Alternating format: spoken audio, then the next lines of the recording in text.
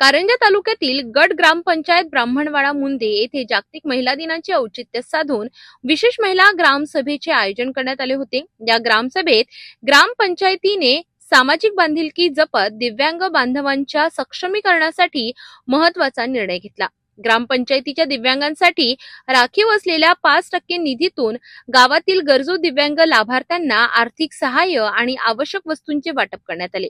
या उपक्रमांतर्गत गावातील 11 दिव्यांग लाभार्थ्यांना प्रत्येकी 1 कॅन देऊन सन्मानित करण्यात आले।